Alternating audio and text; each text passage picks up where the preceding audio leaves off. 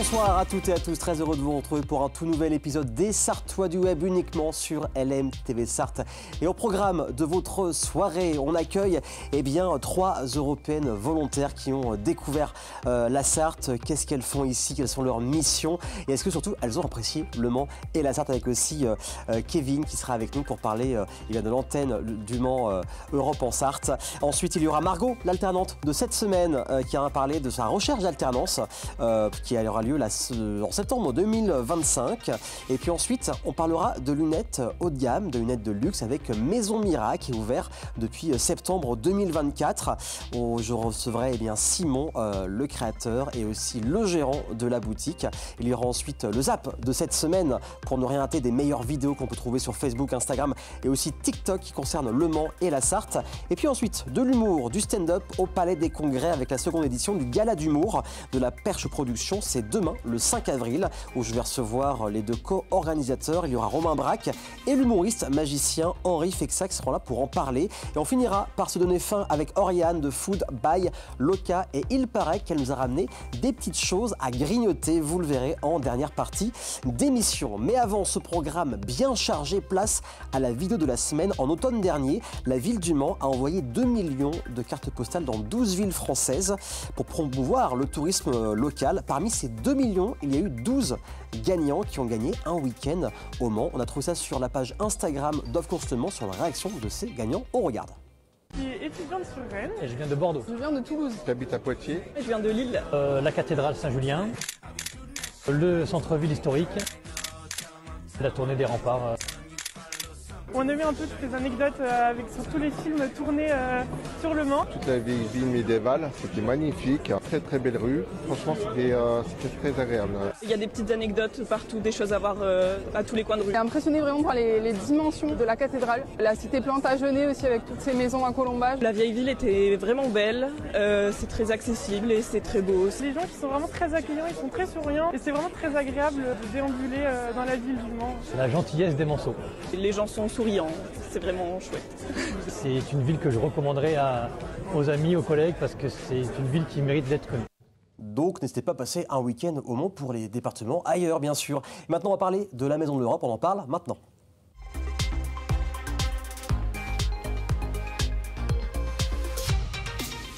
L'antenne sartoise de la Maison de l'Europe accueille chaque année des Européens, des Européennes. On va en parler avec 3 des volontaires européennes et aussi avec Kevin qui a géré tout ça. Bonsoir tout le monde. Bonsoir. Ça va bien? Oui. Ouais. Ça va Kevin? Très bien. Donc on va commencer, on va après mettre projecteur sur les 3 volontaires qui sont ici présentes. La Maison de l'Europe, ces volontaires, quel est le projet de base en réalité? Alors juste avant, du coup, la Maison de l'Europe, c'est une association. Il y a plusieurs Maisons de l'Europe partout en France. Il y en a à peu près une cinquantaine, donc ouais, c'est ça, pour les sites de Place de l'Éperon. On a plusieurs missions. La première, c'est d'informer les gens sur ce que fait l'Union européenne au quotidien. La deuxième, c'est qu'on envoie des jeunes qui peuvent partir en mission de volontariat. Et la troisième, c'est pour ça qu'on est ici ce soir, c'est qu'on accueille des volontaires. Cette année, on a 10 volontaires. Okay. Et le projet, en fait, c'est qu'on a un consortium de plusieurs établissements scolaires, que ce soit lycée ou maison familiale rurale. Et les jeunes volontaires, l'idée, c'est d'accompagner ces structures-là. Souvent, c'est par exemple un lycée va envoyer en Erasmus des jeunes en Espagne. Donc la volontaire espagnole peut les préparer en avant, les accompagner, faire les bilans. D'accord, ok. Et j'ai vu que la semaine dernière, vous étiez à Pont-Valin pour un événement Forum Jobs d'été, c'est ça? Oui, c'est ça, samedi matin. L'idée, c'est qu'on intervient pas mal sur les stands, dans les événements sartois, on va dire, avec des volontaires pour présenter un petit peu ce qu'on fait. Et c'est surtout pour promouvoir les programmes pour les jeunes pour partir dans l'Union européenne. Évidemment, et là, vous allez faire la rencontre, la connaissance de ces 3 volontaires. On va faire sans aiguille d'une montre comme ça. On va commencer par Raquel. Bonjour. Bonjour, ça va bien? Ça va. Donc, Raquel, tu viens d'où? Qu'est-ce que tu fais exactement? Je viens d'Espagne, du sud de l'Espagne en concret, de Murcie. Je ne sais pas s'il y a quelqu'un qui connaît. Et je suis ici dans le lycée Joseph Roussel. Et je partage des moments avec les élèves pour parler en espagnol. Ok. Voilà. C'est déjà bien. On va continuer à faire le tour. Dounia, donc toi, c'est l'Italie, c'est ça? Oui, exactement. En spécifique, la Sicile, du sud aussi. Et j'ai fait mon volontariat dans une école maternelle primaire à Saint-Georges-de-Bois, du coup avec les petits. Et j'ai fait aussi des cours de français où j'aide dans les cours en général. C'est ce que tu voulais faire déjà avant ou... Non, franchement, non. C'est une expérience, oui. Et je suis contente Oui. Bon, c'est bien que ça se passe bien. Et on va finir par Sarah. Toi, qu'est-ce que tu fais exactement ici? Moi, je suis Sarah, je viens de Valence, en Espagne. Et c'est plutôt une ville connue ici. Oui. Et j'ai 22 ans et je travaille à la Maison de l'Europe avec Kevin et toute l'équipe. Et ça se passe bien? Oui. Oui, ça a l'air. Ouais. On s'amuse tous les jours. Quand on choisit une ville, quand on veut être volontaire, pourquoi vous avez choisi Le Mans, la Sarthe? Pas le choix, qu'est-ce qui vous a attiré à venir ici dans le département? Qui veut commencer? Il y a toujours les choix, mais après, pour moi, personnellement, par exemple, c'était plutôt une décision spontanée. Et j'ai fini les études et je me suis dit, pourquoi pas, au moins, la Maison de l'Europe m'a répondu très vite et voilà. Et voilà. Oui, c'est comme pareil. C'était plus parce que l'opportunité ici au Mans, elle m'a plaisir plus que dans d'autres villes en France. Et c'est pour ça que j'ai choisi au Mans. D'accord. Moi, c'est parce que c'est plus proche du nord de la France. Donc j'ai été aussi à Bordeaux et Lyon. C'est un peu plus le sud. Et je me suis dit, il faut aller un peu plus haut. Voilà. Et ça va? Ça va. Donc le temps... en même temps, quand on vient d'Espagne, excusez-moi, c'est pas... même si actuellement ça va, il fait 22 degrés aujourd'hui, ce vendredi 4 avril.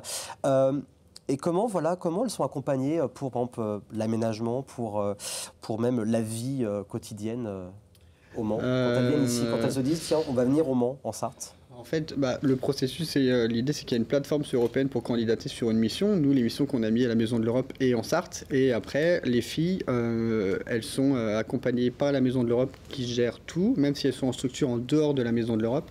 Et après, l'Union européenne, par le biais du programme, prend tout en charge. Leur transport, leur hébergement, leur argent de poche, leur argent pour se nourrir, la mutuelle et les cours de soutien linguistique. C'est pas mal de choses. Et nous, du coup, on a 2 logements sur le Mans. Elles sont réparties en colocation. Tout ce qui est transport pour se rendre dans les structures, c'est pris en charge. Quand on sort en extérieur, c'est pareil, tout est pris en charge. Elles ne dépensent pas grand-chose, hormis pour s'amuser sur le Mans et découvrir la ville, la France, quoi. Et comment vous avez trouvé le Mans? Est-ce qu'il y a, ou la Sarthe, est-ce qu'il y a des endroits que vous avez préféré aller en ville ou dans le département? S'il y en a un qui sort du lot comme ça, un qui vous dit waouh, j'ai vraiment adoré cet endroit. J'ai l'endroit, mais je ne me rappelle pas comment ça s'appelle. C'était où? Je sais pas, c'est comme une église, mais très grand, et juste à côté une rivière. Le Mont Saint-Michel. Non, c'est pas ça. C'est pas en Sarthe du coup. Non. C'est prévu. Oui. Mais le centre-ville, c'est joli ici au Mans. J'étais choquée parce que j'ai vu les photos en Google et j'ai dit... Je sais pas, mais après je sais. C'est pas fou, peut-être que je sais pas. Mais après, vous avez beaucoup de châteaux et tout ça, c'est vraiment dans joli. Dans la région, oui. Oui, les Chambord et tout ça, j'étais là-bas. Vous avez bien aimé. Ouais. Et du coup, vous étiez bien accueillis par les Sartois, par les Français ici? Oui, très bien. Okay. Tout le monde est très... Je sais pas, mais si tout le monde, mais j'ai l'impression que tout le monde veut parler avec moi. D'accord. Et tout le monde parle doucement. Si je ne comprends pas, il m'explique. Je pense qu'en Espagne, on pense que vous êtes plus strict concernant la langue et tout ça. Mais après, on est arrivé et tout le monde veut nous aider. Vous avez eu des a priori, des peurs avant de venir en France, ouais. Comme quand on est méchant, on n'est pas gentil, on est strict. C'est un peu l'image que, j'imagine, on ressort des Français, non? Oui, bah voilà, oui, ça c'est un oui qui sort du cœur. Non mais bien sûr, c'est souvent une image qui peut ressortir. Et vous avez été agréablement surprise. Oui, bien sûr. Et du coup, par la suite, donc vous restez au Mans, là en Sarthe, jusqu'à quand exactement? 25 juillet. Oui, on part fin juillet. Et après, qu'est-ce que vous voulez faire? Et c'est là la question. Quelles sont les questions? Même pour, pas dans 5 ans, mais même pour l'année prochaine, est-ce qu'il y a des idées, des volontés, des envies de quelque chose pour l'année prochaine? Sarah, par exemple? Moi, j'ai envie de travailler, soit travailler ou je veux continuer mes études, peut-être faire un master ici en France. D'accord. Mais ça, c'est un peu difficile avec la langue et tout ça. Mais travailler pour l'année prochaine. Ok. Ouais.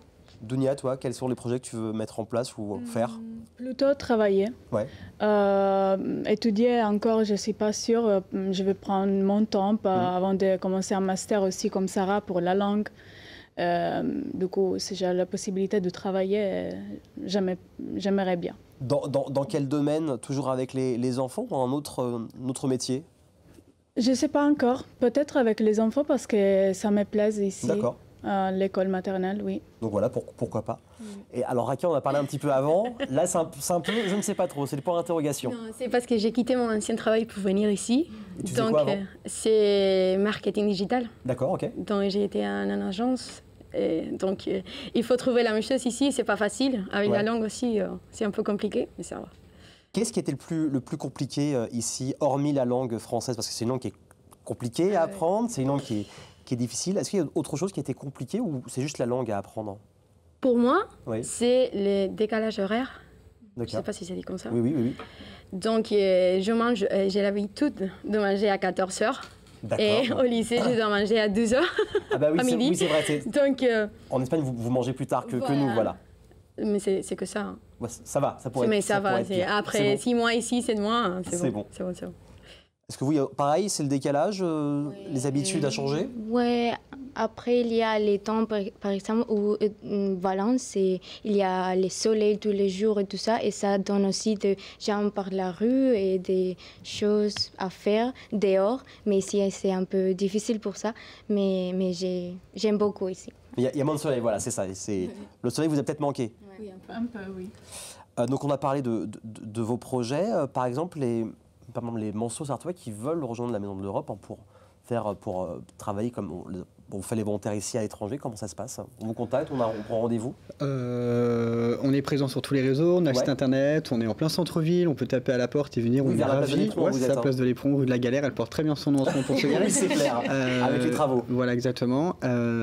Mais l'idée, c'est tous les jeunes, alors plutôt quand on est majeur, il y a des programmes vraiment comme le Corps européen de solidarité, ce que font les filles actuellement en France.